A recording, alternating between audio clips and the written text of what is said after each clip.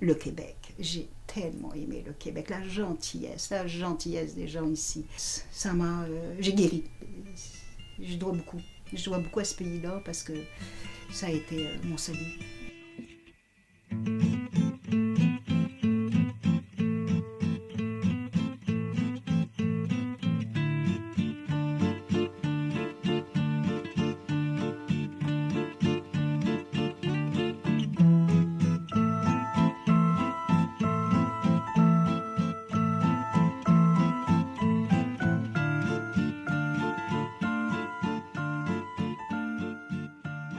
Oui, je viens de la France, je suis née à Paris, j'ai été élevée, mes parents ont divorcé, j'étais toute petite, donc j'ai été élevée par mes grands-parents. Mon grand-père était ébéniste et ma grand-mère cousait.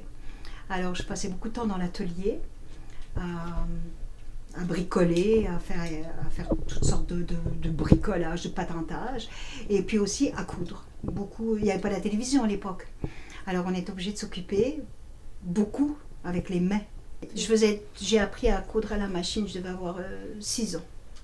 En même temps que j'ai appris à lire, à écrire. Et puis je faisais des habits pour mes poupées, évidemment, c'était l'histoire. Et à l'adolescence, après, je me faisais mes vêtements. 63, c'était les Beatles, c'était les Rolling Stones et tout. Alors c'était vraiment une nouvelle façon de s'habiller. C'était très mal vu, c'était vraiment mal vu. Mais plus on trouvait que c'était mal vu, mieux.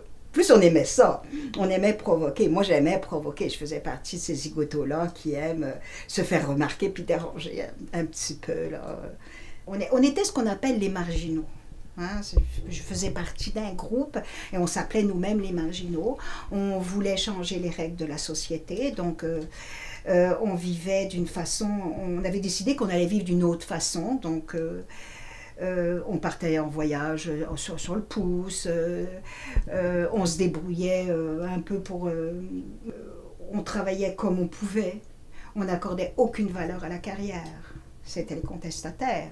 Disons que je fais partie d'une génération qui a consommé de la drogue pas mal, hein. Ça fait partie c'était un must, on n'y pensait même pas, c'était totalement normal.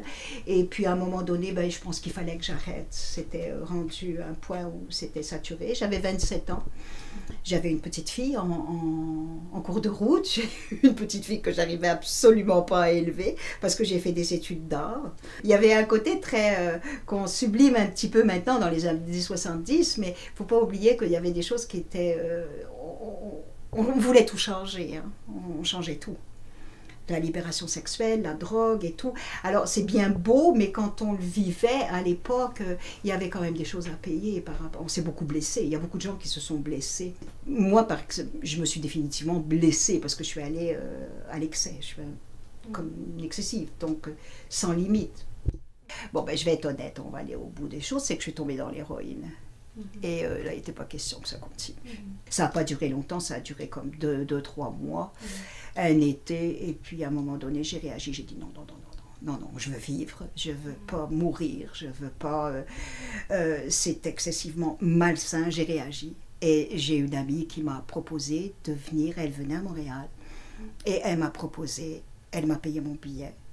Et on est venu à Montréal et j'ai rencontré Jacques, mon mari actuel, le soir même de mon arrivée.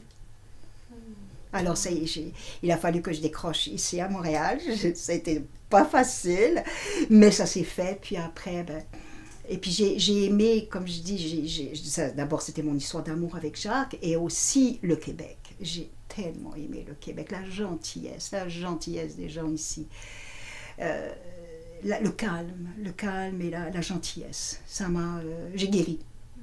Oui, je dois beaucoup à ce pays-là parce que ça a été mon salut.